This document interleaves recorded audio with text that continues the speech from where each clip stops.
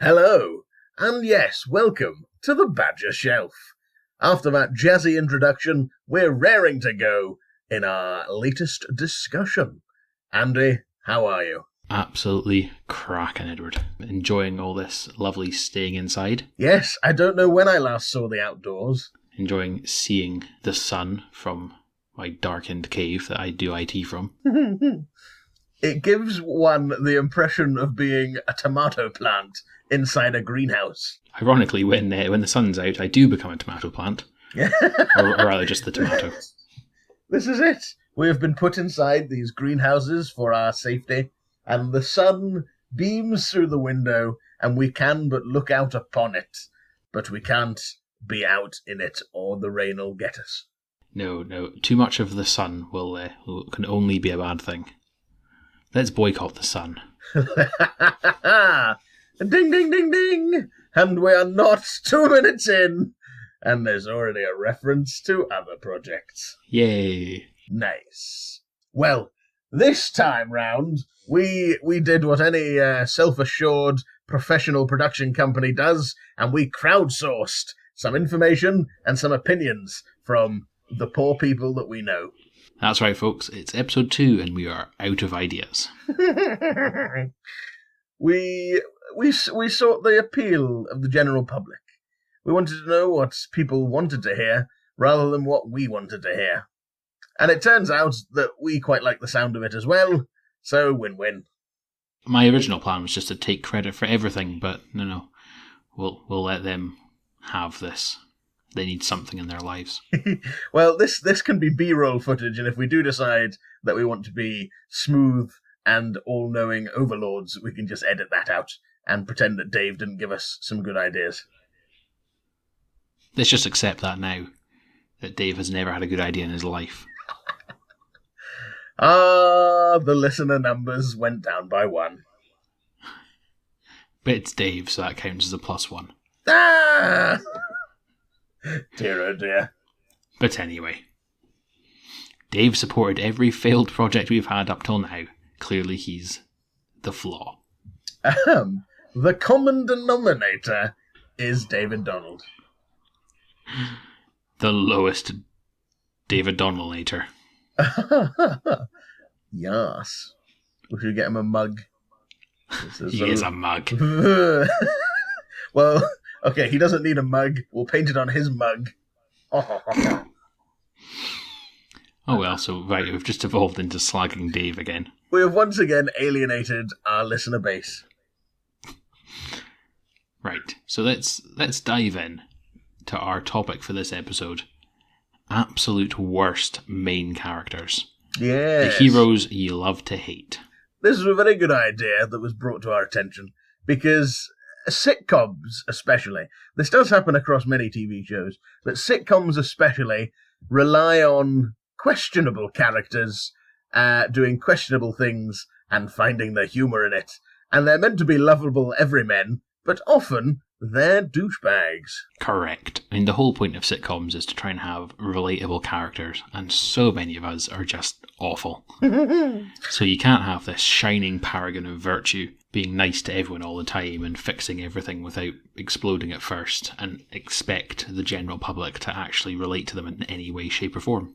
Exactly. You've seen how the average American is handled having to wear a mask.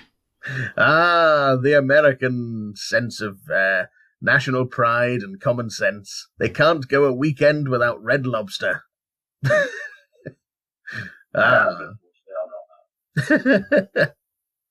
But, yes. And there's an interesting thing as well about the difference between American and British humour, and it's especially prevalent in these kind of sitcom-y style shows, because you look at American sitcoms and it's all characters succeeding in the end, and it's the American spirit, and it's not humor at the expense of the character. It's all about them rising above and finding success, whereas British comedy is all about characters getting into the worst situations and the people watching it go, ha ha, yes, that is life. So many scenes from Fawlty Towers kind of flashing through my mind there. The perfect example. It just gets worse and worse for him. until he beats his car to death with a branch. And the credits roll, and everything's back to normal in the next episode. He has given his car a bloody good thrashing and just resumed normal life. That is the British way. As we all do on these United Kingdoms. This United Kingdom. I don't know. This how many kingdoms? There's one kingdom, I suppose. I don't know. Oh, do you have a king? It's ridiculous. We won't get into that on this particular podcast. If you want a deconstruction on the United Kingdom's regal structure, look for another podcast. We're going to talk about Ted Mosby. Ted Mosby. He is such a questionable character. We could spend an entire hour of a podcast just listing all the horrible things he's done. And compounded with the fact that he is just sitting there telling his children all the horrible things he's done to women. Yes, that is the overarching factor of what an animal he is. Any attempt at justifying the entire story by, yes, I did all these things, but, good thing happened. I met your mother and now we're in love. And blah, blah, blah, blah.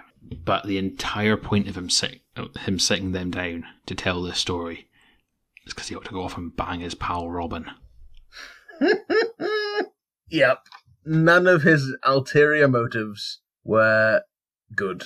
At every step along the way, he was being a douchebag. But a self-righteous one who always thought he was a romantic and an emotionally brilliant man. He thought of himself as the kind of knight in shining armor stereotype, which made all his actions even worse. Yes. His lack of self-awareness.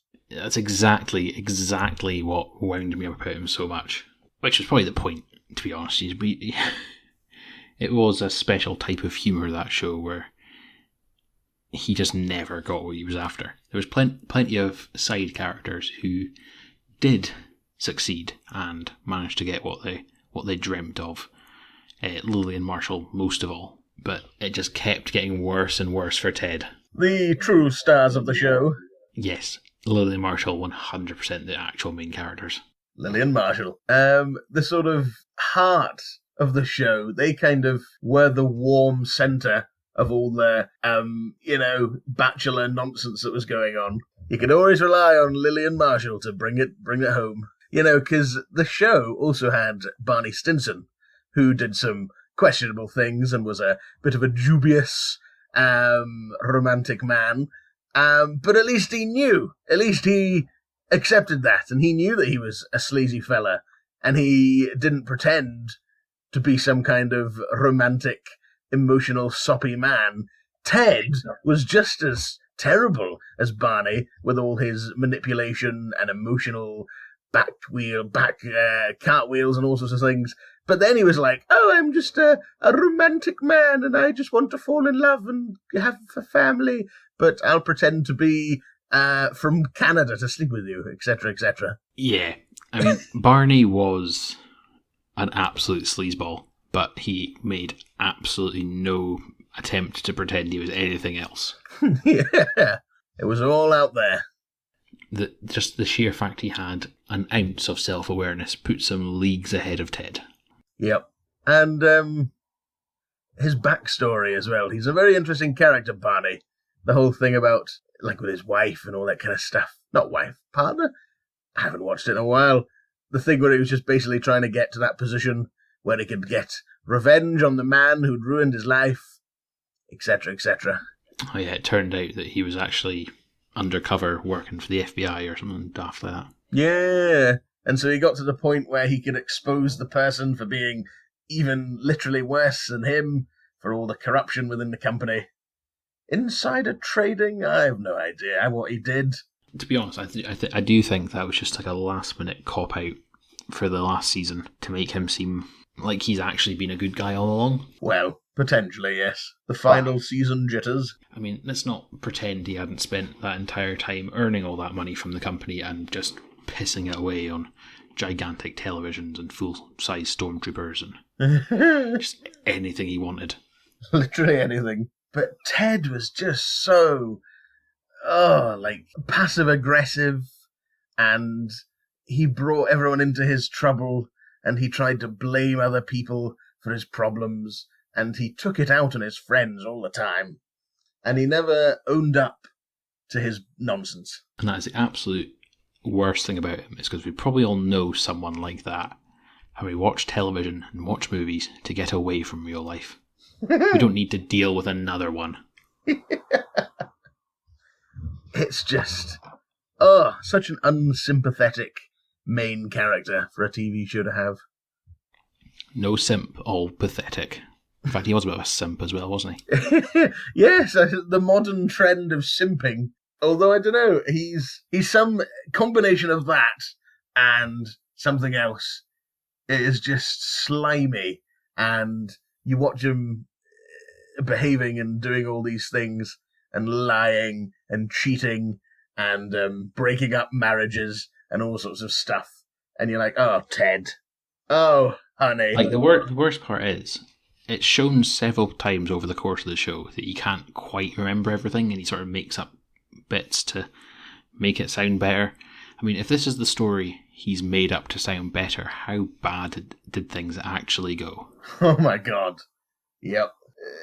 And if you were telling your kids a story, you would probably, brush over some of the dodgy stuff. Maybe not. Make them sit on a couch for 7 years while you tell it. What a terrible, terrible father. I mean, thank God they'd filmed, like, the ending with the kids at the end of the first season before they, aged. Or that would have been a really weird finale. Dad, we've been here for years. You're not going anywhere, kids. And now that your legs have atrophied, you will not be able to stop me. Oh, that would be less horrifying than the actual ending. Oh, it was like... I was quite enjoying the series up till that point. I mean, yeah, there was a few cop-outs, but there was also quite a lot of... There was so many plot lines actually wrapped up, and the callbacks to explain why he told all these extra pointless stories, because it does tie into Barney and Robin's wedding. Yeah. It was a very good final season. It was very detailed, and it was entertaining, and it pulled all the stuff together, and then the final episode. It's an absolutely horrible ending, and we'll stop it there because that was the last episode. That was the last episode. We're going back in time here. Ted Mosby is such a bad character that he's making us fall back in time. He's sending us to the past. We really should have talked about How I Met Your Mother last time as well. Yes, did we not? We must have... There was too many things being discussed that we didn't even get to it. If you've not seen last week's episode, check it out. Even though it was about 3 weeks ago. Yeah, what have we been doing? We haven't really released it to anyone yet. True. David, you should have been listening multiple times, getting our ratings up. So, I've got a little list here. I was trying to do some thinking research. In a similar vein, so to follow on from How I Met Your Mother, which was, a lot of people thought, the spiritual successor to the show I'm about to mention, I would like to talk about the absolute abomination of a human that was Ross Geller from Friends. How very dare you on 2 points. 1, Ross Geller is a treasure. And 2, he's on my list. Goodness me. I think we can share Ross Geller. There's plenty of Geller to go around. The man is a sexual tyrannosaurus. Oh, if you get the paleontologist of it. Oh dear. Now, Ross is a character I will defend to the hilt. Interesting. But I'll let you point out some incorrect flaws first. Outrageous. This is a fierce debate.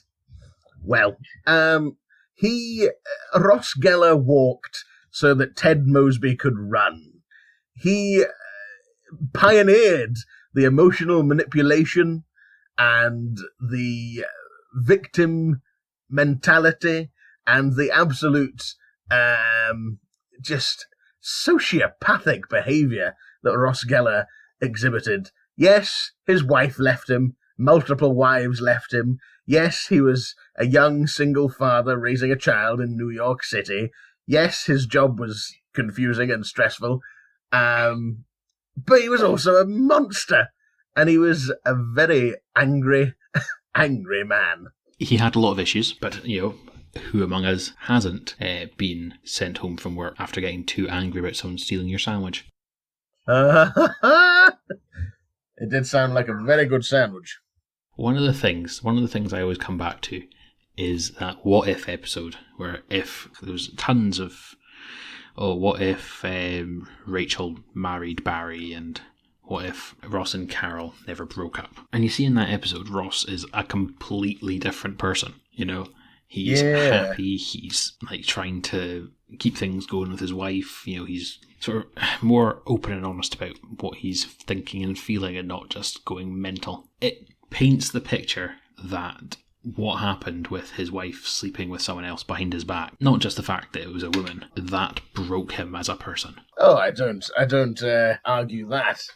He definitely had some traumatic times because of that. Exactly. A lot of the issues he had following on from that a lot of it revolved around trust. Yeah. A lot of occasions he wasn't given enough leeway. So, like, for example, he was concerned about Rachel and the chappie from her work, which is where the infamous break popped up. There's a very, very understandable reasons why he would panic about that, but instead of being reassured, he was just told he was insane. Yes, which is perhaps not what you should say to an already suspicious and paranoid gentleman. Exactly. There are people now still sort of writing about, Friends, it was such a bad show for this, that, and the other. Someone claiming that the fact that Ross Geller was homophobic because he didn't like that his wife was a lesbian. Well, I don't think that's a thing, because he discussed it with them. There are episodes where they sort of talk about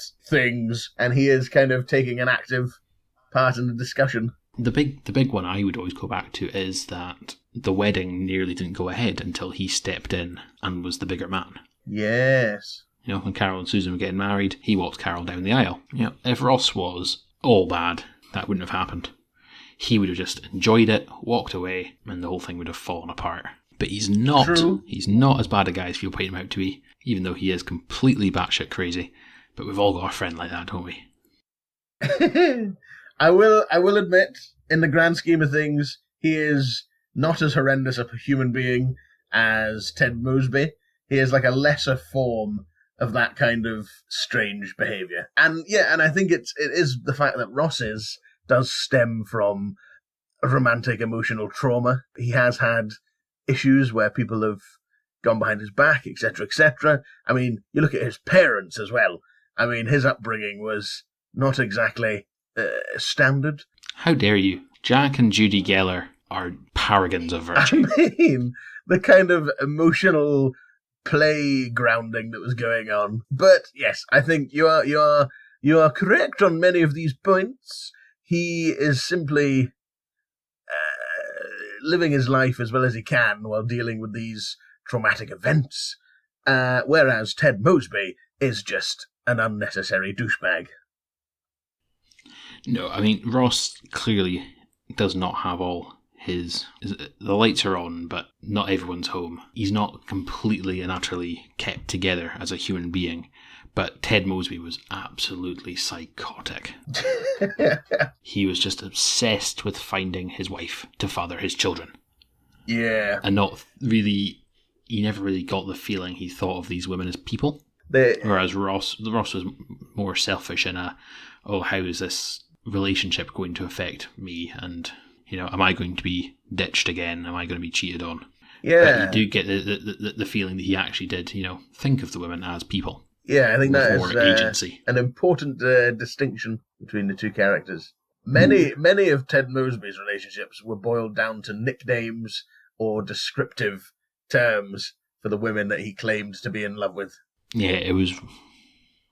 Like, obviously, Ted had the occasion where he was left at the altar. Yes. But he was such a douche up till that point. Yeah. Like, that wasn't a transcendency moment. He was already a broken person. I mean, can you ever be really a broken person if you were never together to begin with? Nah.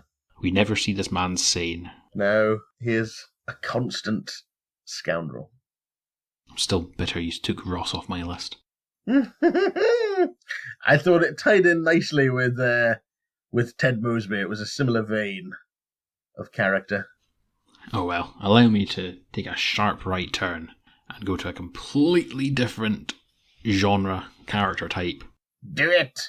Harry Potter. Harry Potter! Yeah, I thought he was a dick. The boy what lived? Yeah, exactly. He was an absolute dick. I mean, yes, he saved the world, blah, blah, blah, blah, but he made those 7 years which he was sharing Hogwarts with hundreds of other kids absolute ball ache. Yep, typical child celebrity. I mean, the point that always gets brought up is that first year where, yeah, fair enough, some of the kids in Slytherin were dicks. He had this particular rivalry with, the rich kids and his big bully pals. But there's absolutely no way that 25% of the school were evil. There's got to have been some kids in Slytherin that were just working hard and trying to be successful. And that's probably where the majority of the house points came from. Oh yeah. There would have been loads of normal kids in Slytherin. It's not an aspect of Slytherin is evil. It's just evil people are more likely to be Slytherin. Exactly.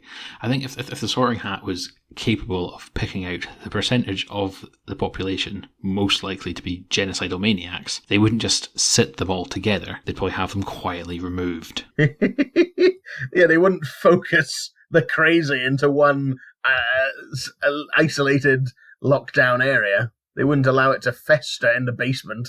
They'd pair them up with some weird introverts and try and focus their attention elsewhere. Yeah, they'd stick some of them in Hufflepuff and that and give them a cuddle once in a while.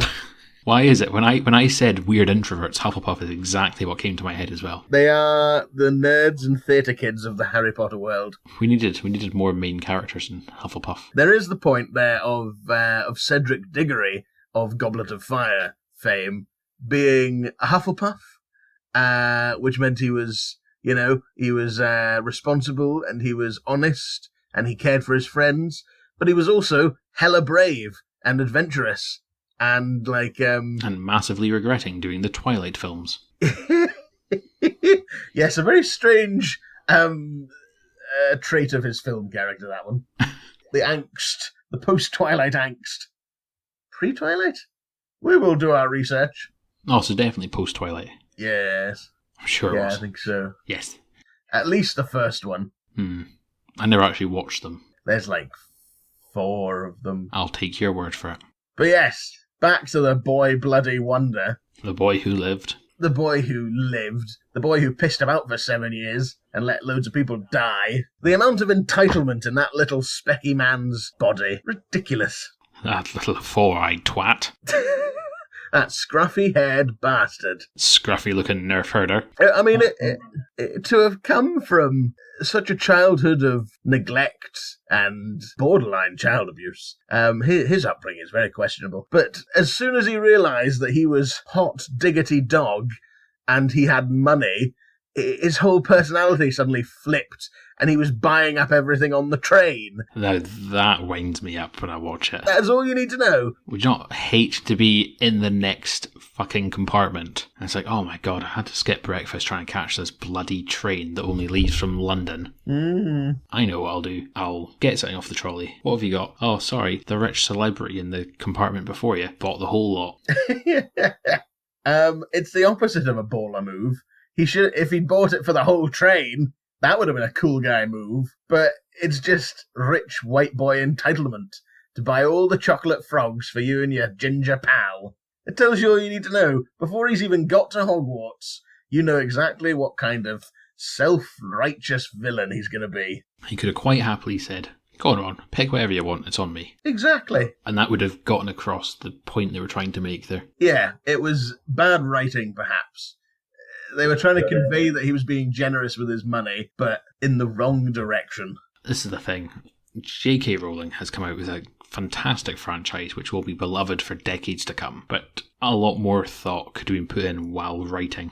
You can tell by how much writing she's done in hindsight. Yes, the amount of retconning that woman has done on her series. Unbelievable. By the way, Hagrid was a ghost. Ooh! Bet you didn't notice that, reading it through. This is exactly the level. Hermione wasn't actually a student. She was just a hallucination brought on by Harry's rampant syphilis. The whole story takes place in a Civil War medical hospital. While Harry is off his tits on opiates. And Voldemort is Abraham Lincoln. That's right, she's pro-Confederacy. Voldemort wanting liberty for wizards was just Lincoln wanting liberty for the slaves. Dear oh dear. We've stumbled on to something here. I think the men in black suits are going to come and take us soon. Yeah, we've gone too deep. Who knew what they awoke in the depths? That's a Mines of Moria reference. Yeah. We're covering all the major franchises. We're getting there. Boldly going where no podcast has gone before. Yeah. It's one of these things where reading them as a kid, I thought they were wonderful. And then you look back on the story as a grown-up and you realise what a selfish little prat Harry Potter is. I mean, the point, even like reading through it as a child, the point where I kind of went, oh, you know what, Harry, just die. You know, just get into a big fight with Voldemort and martyr yourself. Was when it was revealed to him that Ron and Hermione were dating. And his entire reaction was not, oh, well, I'm so happy for you two. I know you've been close for years and you've helped me on all my adventures, even though you've put your lives and education at risk. Importance in that order for Hermione. No, his reaction is, how does this affect me? You guys are mean. Why didn't you consider my feelings before shacking up? Where do I fit into this story? Inside Ron's rectum. A menage a trois. Menage a twat. But that's exactly it. His entire being is so used to spotlights and being the main character that when other people dare to have some development, he has to get involved and make it all about himself. I mean, he is such a self-righteous, self-entitled, insufferable character. Yeah. Slightly upsets me. I enjoyed it so much as a child. There's the whole, for huge parts of the Half-Blood Prince, when Dumbledore is, like, missing, and he's off, hunting down Horcruxes and trying to save the world, Harry is going, where is Dumbledore? I need him. I want to talk to Dumbledore. He's a bit busy, Harry, saving the world. Because you couldn't finish the job first time. Yeah. Or second time or third time. Every time you've met him conveniently at the end of your school year, you piss around, let him escape, and win the House Cup. It's a bit of a pattern forming here, Potter. Horrendous. It is shocking. True hero of the story, Neville. Neville! Talk about a ruddy glow-up. Puberty that was the real magic in Harry Potter. That was the magic of puberty. Whoa! That kid, yes, he did well. He did do well. You look, it's quite incredible. Yeah, and that's very interesting as well, because he was almost what Harry Potter would have been. That whole thing with the prophecy, which wasn't really, they didn't even mention it at all in the films, actually. No, I think that was probably getting a bit too twisted for the films. Yeah.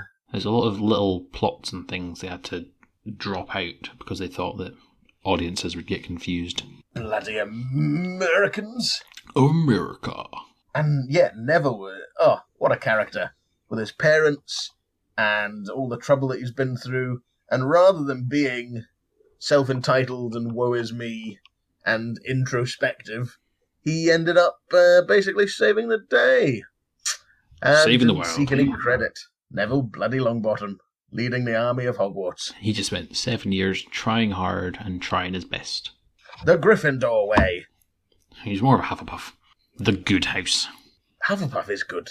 I'm apparently a Hufflepuff, but I always wanted to be a Gryffindor, but I think Hufflepuff is probably more appropriate. I'm a little too soft-tempered to be a Gryffindor. I think I've always been a bit more Ravenclaw. Well, you are clever clogs. Well, you said it. So I think we've exhausted Mr. Potter. I can't talk about him anymore. It's horrible. Yes, we'll give him a break. Filthy little mad blood. That kind of language on here. We'll get banned. So who's next on your list? Next on my list is another suggestion from our crowdsourcing committee. Jim Halpert from the US office. Yeah. This was a David Donald suggestion, and it's a very interesting one because this is another example of a character that's meant to be that sort of hopeless romantic lead, and he's meant to be a great friend, and he's meant to be honest and always does the right thing. And his pranks on Dwight are hilarious, but then you realise how long it's been going on for and the horrendous psychological effects it must be having on this man. And you look at the shivering wreck of a human that Dwight becomes. I mean, I can see the two sides of it. Obviously, Dwight's a bit of a dick to everyone in the office, and Jim does this to sort of knock him down a peg so he doesn't become too much of a dictator. Yeah. And I can definitely see why Dave sympathises with Dwight. Oh my god, he's such a Dwight. He is such a Dwight. And speaking as the Jim of that particular dynamic, yes, sometimes it's necessary. Yep, you must fight evil with evil. However, Dwight clearly has some learning difficulties. He's not quite, again, like the lights are on, but not everyone's home. Yeah. Which a butchered phrase I'm going to roll out several times now that I've said it once. You got to keep using it. People will think, "Damn, that's a cool phrase."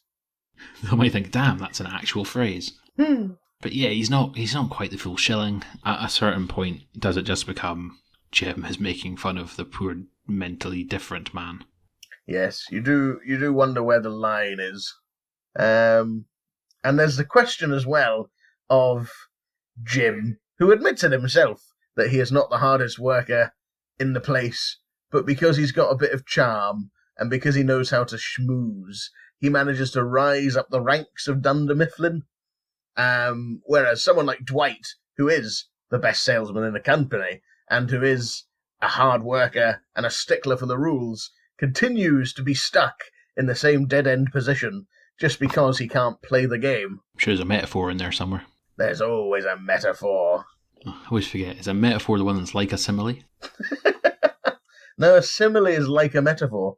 Also, there's the kind of main aspect of his personality, which is that he's in love with Pam, which is very sweet, and their relationship is incredible and has made me weep on several occasions during the show, because it's goddamn beautiful. But his methods of courtship do call into question ethics. You know, there's the point where it goes from friendly workplace banter to, oh my god, he's actually trying to get in between this engaged couple, to actually breaking up that engaged couple, and then leaving and letting Pam pick up the pieces. Yeah, the leaving part was a massive dick move. That was horrific when that happened. She literally goes, I'm breaking up with my fiance, I want to be with you. And he's like, I'm out of here. You know what, Jim, you were right. I'm going to leave him for you. Oh, that's cool. Bye. Yeah. Like, Jim, what are you doing? What are you doing, Jim? And of course, it all works out in the end. It all works out for Jim, to paraphrase Dwight. Poor Dwight. Yes, he is an arsehole, but I think it's probably not entirely his fault. Not entirely, but, you know, it's not like he's a saint. And he does grow a good beat. Yes, I mean, to be honest, there's not really any character in that show that's entirely innocent, though, is there? That is why it's so engaging.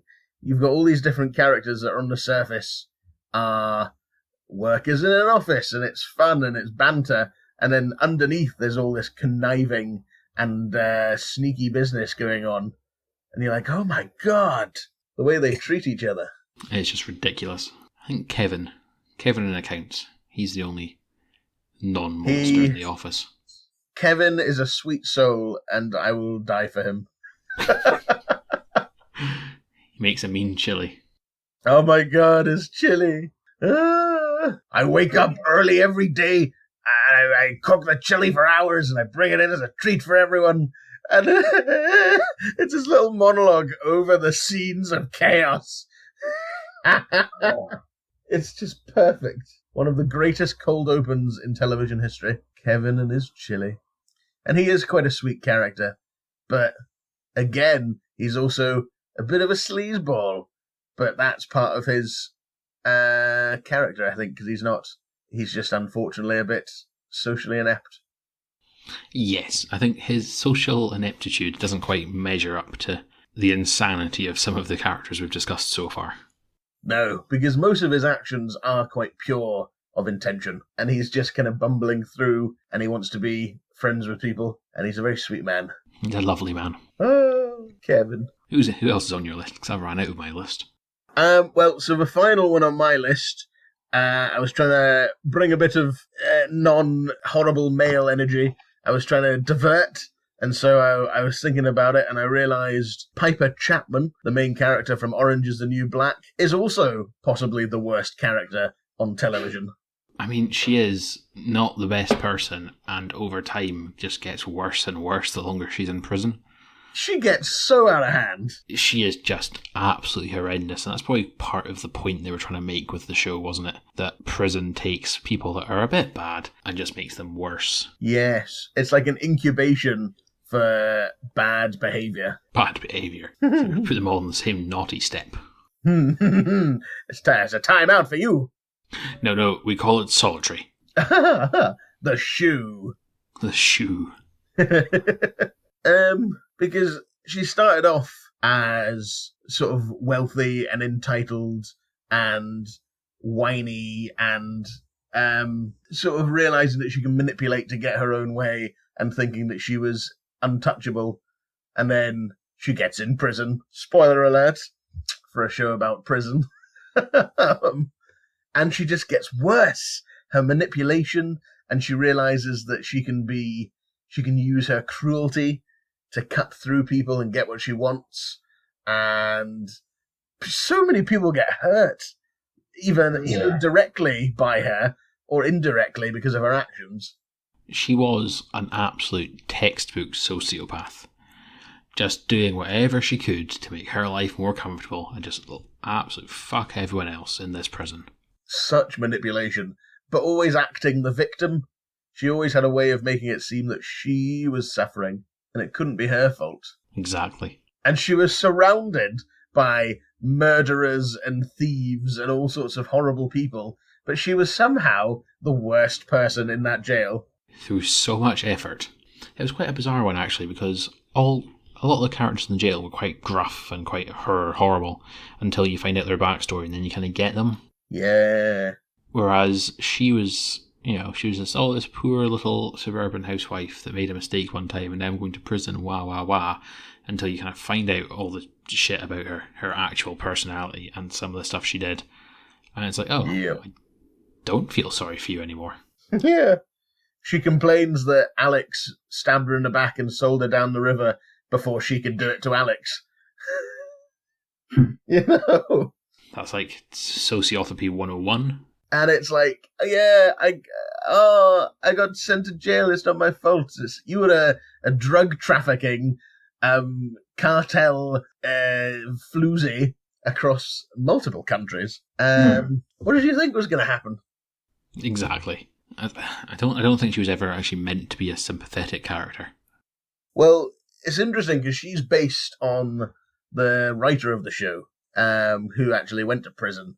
Well, not the writer of the show, it's based on a memoir of someone not called Piper Chapman, but the character is based on her, and this is her experience.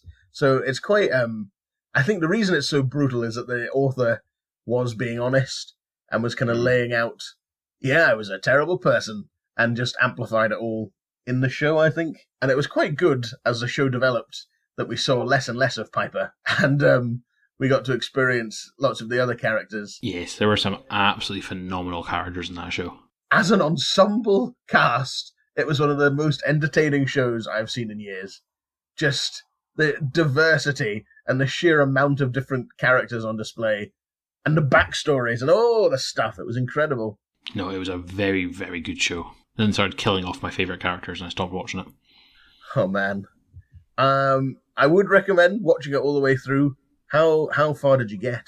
I'm going to say season 6. Was, I don't want to say what happened because you might not have seen it. I think I've already seen spoilers, which is why I stopped watching. Which is season 6? Have you had the prison riot yet? Now, there's a prison riot where one of the main characters gets killed, is it? So at the end of the season, she gets killed, and then the next season is like the lockdown and the riot. Yeah, I think it was around that point. Oh, it gets very good. There's 2 more seasons after that, and the final season is actually quite incredible in the way it does tie things up, and it's very satisfying, the ending, which is odd for a bleak prison comedy drama. I'll have to revisit it. I think I was just wanting it to get to a point where I could just binge the rest of it without hitting a point and having to wait to find out what happens. Because the final season came out, and I realised that I hadn't watched 2 seasons. I think I'd seen the episode where the character dies and then the riot's about to start, and then I just stopped. I just blanked it from my mind. It was no longer a thing on this planet. And I was like, another season's come out. What? I'd somehow missed 2 whole seasons in a row. Shocking. I think I'd watched a bit of the first season, and then myself and Ailey had sat down and just tanked so much of it up until that point, and we just kind of went, ugh, no, it's too bleak. Let's go watch some Game of Thrones instead. It was so bleak. Oh my god. And it just gets so into it. Oh, it's amazing. But yes, Piper, bad main character. Not she was a well-written main character, but she was a dick. I mean, yeah. Fair play to the writing team. They made that character so easy to hate, and you still had to root for her. You're like, oh, Piper. Oh, god damn it. What are you doing? But it was just a wonderful show. So many interesting characters. Extremely interesting. And it was a very cool way to show a prison drama. Like, I think up until that point, they hadn't really had a funny prison drama. Like, it was all very serious and just death and murder, and it was like, oh, these are the day-to-day life of these inmates, and it's actually kind of dull. Okay, I get you. I'm sorry, did you never watch Porridge? Okay. But yes, alright, fair enough, yes. Porridge was the originator. Porridge is like the exact opposite of this topic. Yeah. Norman Stanley Fletcher. Only good characters. Oh, he was fantastic. In fact, yeah, there wasn't really a bad character in that show. Even Mackay had his redeeming moments. Good British television, that was. And there you have it. Those are the absolute worst main characters. Well written, but you just cannot support them as hard as you try. Some controversial opinions, but we got to the bottom of it. We set things right. The promised badger puns. We shall have to write some more at a later date. Indeed. Well, thank you very much for listening. We've been The Badger Shelf, and we look forward to the next episode. Good night.